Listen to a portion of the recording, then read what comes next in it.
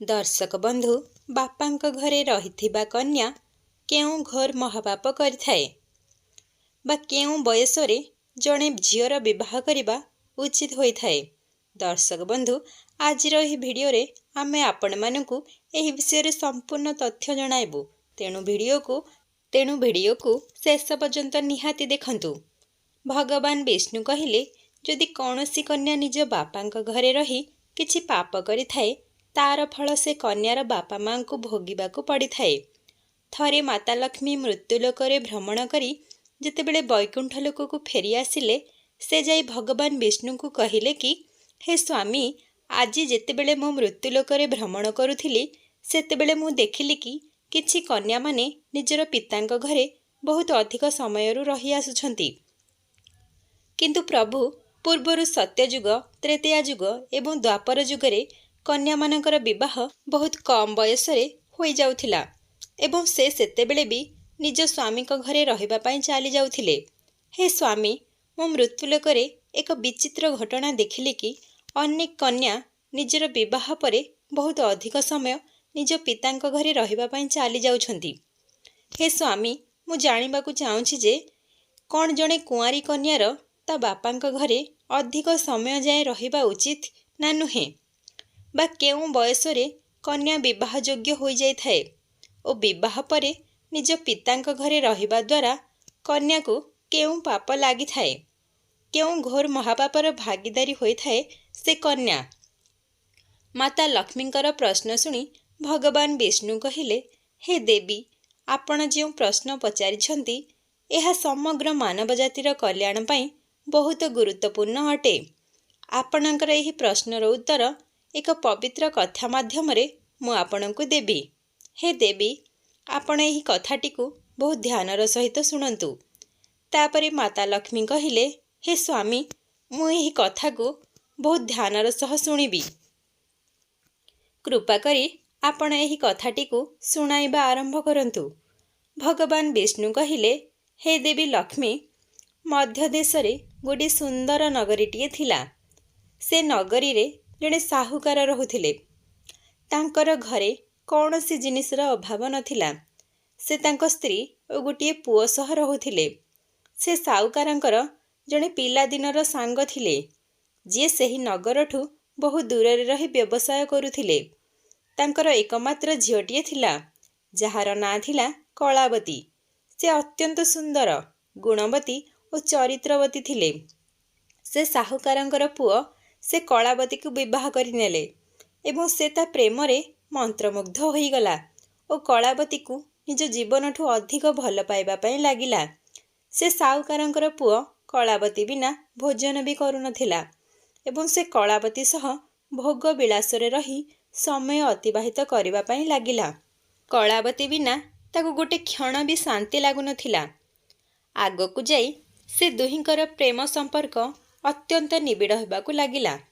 एमिति किछि दिन जिबा परे से पुअर ससुर अर्थात साहुकारंकर सांगर झियो कलावती कथा मने पड़िला एवं तांको मां को मध्य झियो कथा बहुत मने पड़िला एवं गोटिए दिन से माने निजर झियर खबर बुझिबा पई साहुकारंक घर को निजर काम करुथिबा जणे लोक को पठाइले।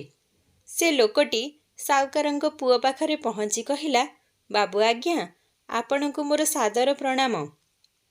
आपणकर ससुर मते कलावतीर खबर जानिबा पई एठाकु पठाइछंती। से निजर झियो कलावती को देखिबा पई चाहुथिले सेथि पई तांकु पठाइबार व्यवस्था करंतु। साहुकारंकर पुओ जेतेबेले से लोकर मुहरु एही कथा सुनिला से बहुत प्रसन्न होई गला कारण से भी चाहुथिला जे कलावती को आराम करिबा पई ता पितांक घर को जिबा दरकार। ठीक सेतिकी बेले से प्रेम पूर्वक निजर स्त्री कलावती को निजर पितांक घर को पठाई देले। तापरे भगवान विष्णु कहिले हे देवी कलावती बहुत खुशी होई निजर पितांक घर को चली गले एवं सेठारे पहुंची निज पिता मातांक चरण स्पर्श करी प्रणाम करिले। कलावती आसीबारु ताको पिता मातांकर मन बहुत प्रसन्न होई गला। तापरे भगवान विष्णु कहिले हे देवी लक्ष्मी कलावती निज घर को जाई निज सांग साथी मानक सहित ପୂର୍ବ ଭଳି ବନ ନଦୀ ଏବଂ ଚାରିଆଡ଼େ ବୁଲିବାକୁ ଲାଗିଲା, କାରଣ ସେ ବିବାହ ପରେ ନିଜ ପିତାଙ୍କ ଘରକୁ ପ୍ରଥମ ଥର ପାଇଁ ଯାଇଥିଲା ଏବଂ ସେଠାକୁ ଯାଇ ପୁଣି ସେ କୁଆଁରୀ କନ୍ୟା ଭଳି ରହିଗଲା। ଏମିତି କିଛି ଦିନ ବିତିଗଲା ପରେ ସେ ଭୁଲିଗଲା ଯେ ତାର ବିବାହ ହୋଇସାରିଛି ଏବଂ ତାର ବ୍ୟବହାରରେ ବି କିଛି ବି ଲାଜ ସରମ ନଥିଲା। ଭଗବାନ ବିଷ୍ଣୁ କହିଲେ କି, ହେ ଦେବୀ ଲକ୍ଷ୍ମୀ, ଏହା ଗୋଟିଏ ଦିନର କଥା ଅଟେ। କଳାବତୀ ନିଜର ସଖୀମାନଙ୍କ ସହିତ ଏକ ସୁନ୍ଦର ପର୍ବତକୁ ବୁଲିବାକୁ ଯାଇଥିଲା। ସେଠାରେ ତାକୁ ଏକ ରମଣୀୟ ବନ ଦେଖାଗଲା, ଯାହା ଅମରୁଦ୍ୟଙ୍କ ଉଦ୍ୟାନରେ ଶୋଭା ପାଉଥିଲା। ସେ ପର୍ବତ ଉପରେ ଫୁଲର ବହୁତ ସୁନ୍ଦର ବଗିଚାଟିଏ ଥିଲା। ଠିକ୍ ସେତିକିବେଳେ କଳାବତୀ ଦେଖିଲା କି ଗୋଟେ ପଟେ ରମଣୀୟ ପର୍ବତ ଓ ଅନ୍ୟପଟେ ସୁନ୍ଦର ବନ ଏବଂ ମଝିରେ ଜଳରେ ଭରି ରହିଥିବା ସୁନ୍ଦର ଛୋଟ ସରୋବରଟିଏ ଥିଲା। ତାପରେ କଳାବତୀ ଏକ ଛୋଟ ପିଲା ପରି ସଖୀମାନଙ୍କ ସହ ଖେଳିବାକୁ ଲାଗିଲା। ସମସ୍ତେ ଏହି ସଂସାରକୁ ଭୁଲି ଖେଳକୁଦରେ ମଗ୍ନ ରହି ତା ଭିତରେ ଡୁବିଗଲେ। ତାପରେ ସେମାନେ ସେ ସରୋବରରେ ସ୍ନାନ କରିବା ପାଇଁ ଲାଗିଲେ। ସେହି ସମୟରେ କାଗା ନାମକ ଏକ ଦୈତ୍ୟ ତାର ଦିବ୍ୟ ବିମାନରେ ବସି ଆକାଶ ମାର୍ଗର କେଉଁ ଏକ ସ୍ଥାନକୁ ଯାଉଥିଲା। ସରୋବର ଉପରେ ଯିବା ସମୟରେ ତାର ଦୃଷ୍ଟି ମନମୋହକ ସୁନ୍ଦରୀ କଳାବତୀ ଉପରେ ପଡ଼ିଲା, ଯିଏ ନିର୍ଭୟ ହୋଇ ସ୍ନାନ କରୁଥିଲା। ତାପରେ ସେ ଦୈତ୍ୟ ମନ ଭିତରେ ଚିନ୍ତା କରିବାକୁ ଲାଗିଲା କି ସେ ସ୍ତ୍ରୀ ପତିବ୍ରତା ହୋଇଥିବା କାରଣରୁ ସେ ତା ମନୋବଳରୁ ସୁରକ୍ଷିତ ଅଟେ। କୌଣସି ବି ପରପୁରୁଷ ଏହାକୁ ପ୍ରାପ୍ତ କରିବା ଅତ୍ୟନ୍ତ କଠିନ ଅଟେ। ସେ ସାହୁକାରଙ୍କର ପୁଅ ବଡ଼ ମହାମୂର୍ଖ ଅଟେ, ଯିଏ ନିଜର ଏତେ ସୁନ୍ଦର ସ୍ତ୍ରୀକୁ ବାପ ଘରକୁ ପଠାଇ ଦେଇଛି। ଏହି ପତିବ୍ରତା ସ୍ତ୍ରୀ ପରପୁରୁଷ ପାଇଁ ଅତ୍ୟନ୍ତ ଦୁର୍ଲଭ ଅଟେ ଏବଂ ଏପାଟେ କାମଦେବ ମୋତେ ଅତ୍ୟନ୍ତ ପୀଡ଼ା ଦେଉଛନ୍ତି। ମୁଁ କେଉଁଭଳି ଭାବରେ ସେ ସ୍ତ୍ରୀ ପାଖକୁ ଯିବି ଏବଂ ତାକୁ ଭୋଗ କରିବି? ସୁନ୍ଦରତାରେ ମୋହିତ ଦୈତ୍ୟ ଗଭୀର ଚିନ୍ତାରେ ପଡ଼ିଗଲା ଏବଂ ତାପରେ ସେ ନିଜ ପାଇଁ ଏକ ଉପାୟ ବାହାର କଲା।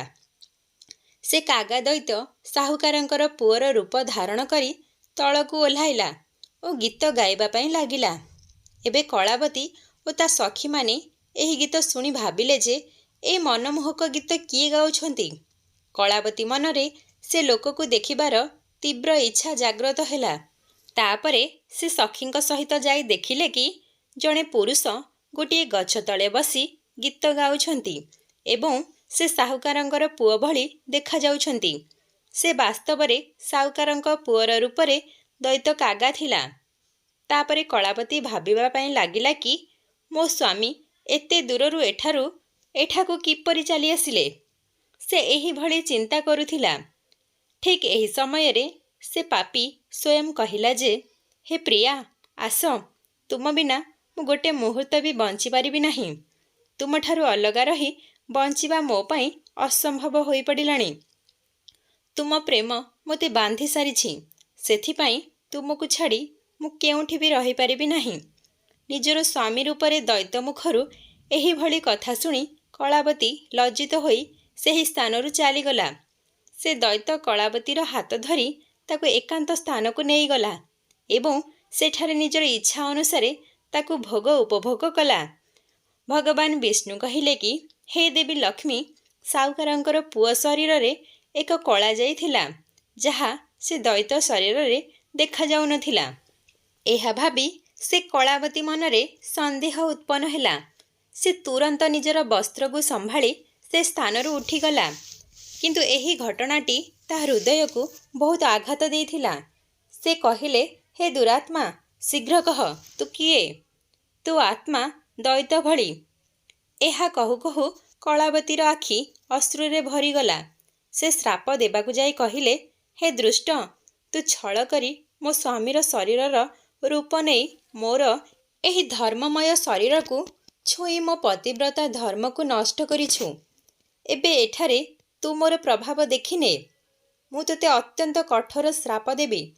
କଳାବତୀର ଏହି କଥା ଶୁଣି ସେ ଦୈତ୍ୟ କହିଲା, ହେ ପତିବ୍ରତା ନାରୀ, ଭଗବାନ ଶିବ ତଥା ଉତ୍ତମ ବ୍ରାହ୍ମଣଙ୍କର ଭୟରେ ସମସ୍ତ ରାକ୍ଷସ ଓ ଦାନବ ଡରି ଦୂରକୁ ପଳାଇ ଯାଆନ୍ତି।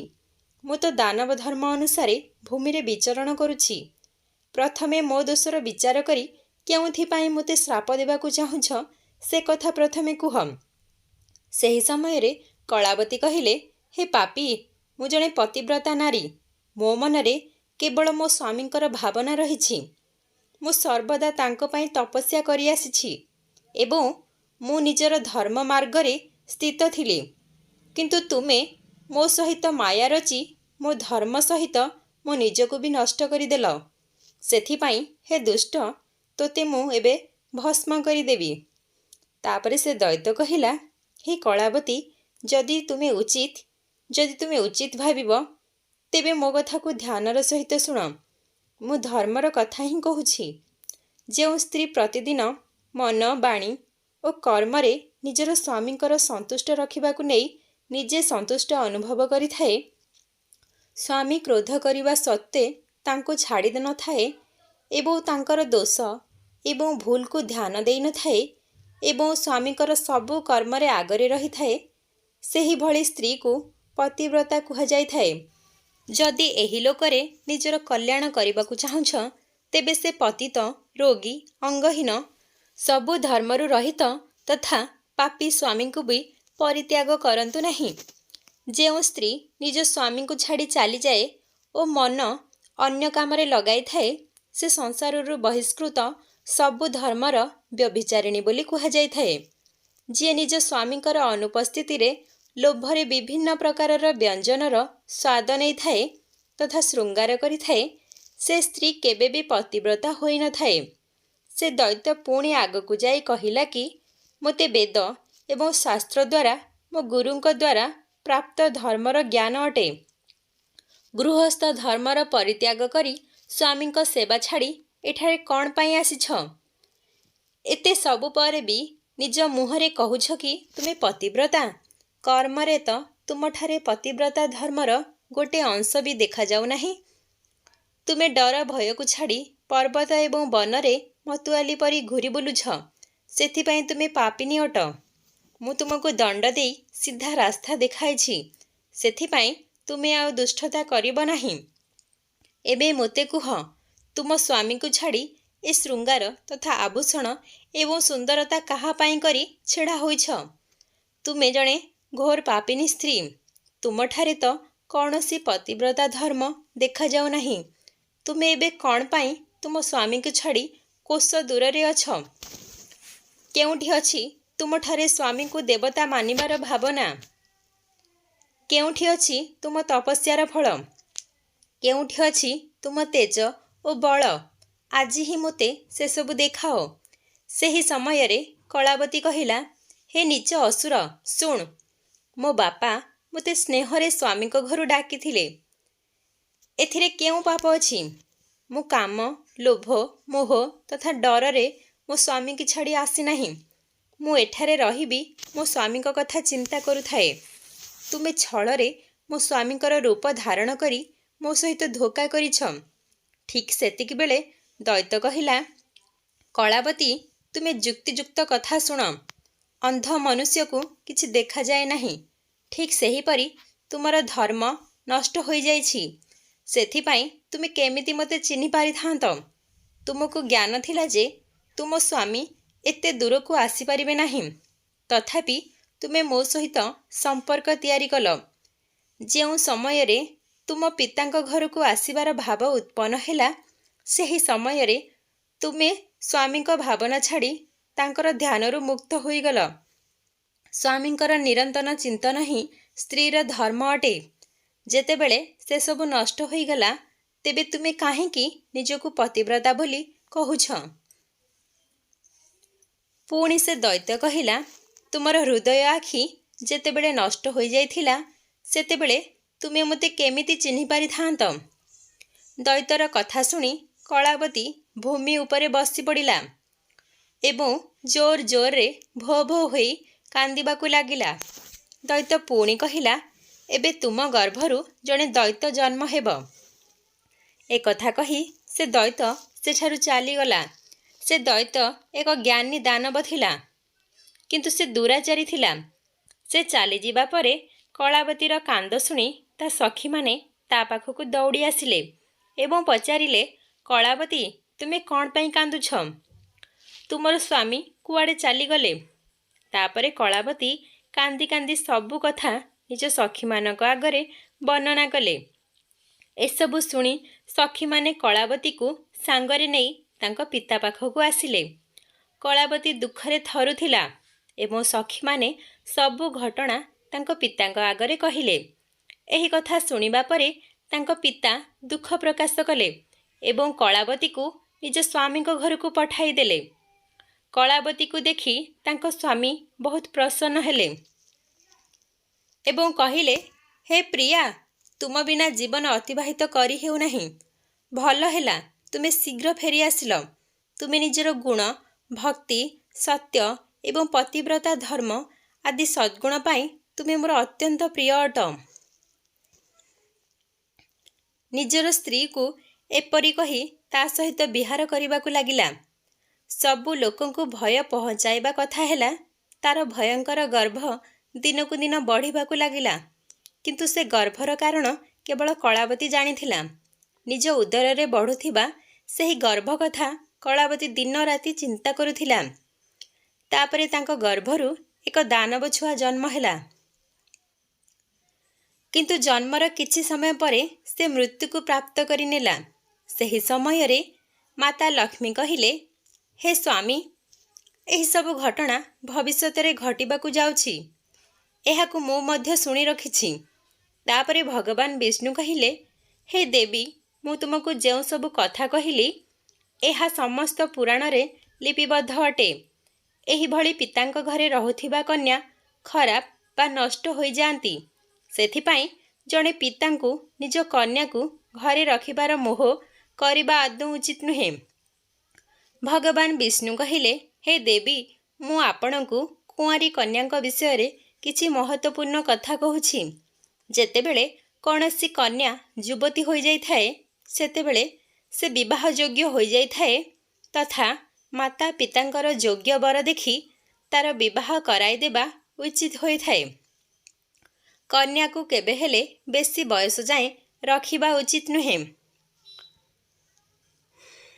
ବିବାହ ପରେ ସ୍ୱାମୀଙ୍କ ଘରେ ରହି ଭକ୍ତିପୂର୍ବକ ଯେଉଁ ଉତ୍ତମ ଗୁଣ ଶିଖିଥାଏ ଏବଂ ସ୍ୱାମୀଙ୍କର ସେବା କରିଥାଏ, ଏମିତି କରିବା ଦ୍ୱାରା କୁଳର କୀର୍ତ୍ତି ବଢ଼ିଥାଏ ଏବଂ ତାଙ୍କର ପିତା ବି ସୁଖପୂର୍ବକ ଜୀବନ ନିର୍ବାହ କରିଥାନ୍ତି। ଶାଶୁ ଘରେ ରହି ସେ ସ୍ତ୍ରୀ ଯଦି ପାପ କରିଥାଏ ତେବେ ତାର ଫଳ ତା ସ୍ୱାମୀଙ୍କୁ ଭୋଗ କରିବାକୁ ପଡ଼ିଥାଏ। ସେଠାରେ ସଦାଚାରରେ ଉତ୍ତମ ଗୁଣ ସହ ରହିଲେ ନିଜର ପିତାଙ୍କର କୀର୍ତ୍ତି ବଢ଼ିଥାଏ। ନିଜର ଜ୍ୱାଇଁଙ୍କ ସାଥିରେ ବି କନ୍ୟାକୁ ଘରେ ରଖିବା ଉଚିତ ନୁହେଁ। ଏମିତି କରିବା ଦ୍ୱାରା ପୁରୁଷଙ୍କର ମାନ ସମ୍ମାନ ସମୟ ସାଥିରେ କମ୍ ହୋଇଯାଇଥାଏ ଏବଂ ତାଙ୍କୁ ପାପ ମଧ୍ୟ ଲାଗିଥାଏ। ଯେତେବେଳେ କନ୍ୟା ବିବାହ ଯୋଗ୍ୟ ହୋଇଯାଇଥାଏ ତା ଉପରେ ଦୁଷ୍ଟ ଲୋକଙ୍କର ନଜର ପଡ଼ିଥାଏ। ସେଥିପାଇଁ ଉଚିତ ସମୟରେ କନ୍ୟାର ବିବାହ କରିଦେବା ଉଚିତ। ସ୍ତ୍ରୀକୁ ନିଜ ସ୍ୱାମୀଙ୍କ ଠାରୁ ବେଶୀ ସମୟ ଦୂରରେ ରଖିବା ଉଚିତ ନୁହେଁ ଏବଂ ବାପାଙ୍କ ଘରକୁ ଗଲେ ବି କିଛି ଦିନରେ ଫେରି ଆସିବା ଉଚିତ ହୋଇଥାଏ। ଏକ ପତିବ୍ରତା ସ୍ତ୍ରୀର ସ୍ଥାନ ତା ସ୍ୱାମୀଙ୍କ ଚରଣରେ ହୋଇଥାଏ। ସ୍ୱାମୀଙ୍କ ପାଇଁ ସ୍ତ୍ରୀର ସ୍ଥାନ ସର୍ବଦା ତାଙ୍କ ହୃଦୟରେ ରହିବା ଉଚିତ ହୋଇଥାଏ। ଦର୍ଶକ ବନ୍ଧୁ, ଭିଡ଼ିଓଟିକୁ ଏହିଠାରେ ଶେଷ କରୁଛି। ଯଦି ଆପଣ ସମସ୍ତଙ୍କୁ ଏହି ଭିଡ଼ିଓଟି ଭଲ ଲାଗିଛି ତେବେ ଦୟାକରି ମୋ ଚ୍ୟାନେଲ ମାନି ଭଏସ୍କୁ ସବସ୍କ୍ରାଇବ୍ କରି ଭିଡ଼ିଓକୁ ଗୋଟେ ଲାଇକ୍ ନିହାତି କରନ୍ତୁ ଏବଂ ସାଙ୍ଗସାଥିମାନଙ୍କ ପାଖକୁ ଓ ବନ୍ଧୁବାନ୍ଧବମାନଙ୍କ ପାଖକୁ ଅଧିକରୁ ଅଧିକ ସେୟାର କରନ୍ତୁ। କମେଣ୍ଟରେ ଜୟ ମାତା ଲକ୍ଷ୍ମୀ ନିହାତି ଭାବରେ ଲେଖିଦିଅନ୍ତୁ।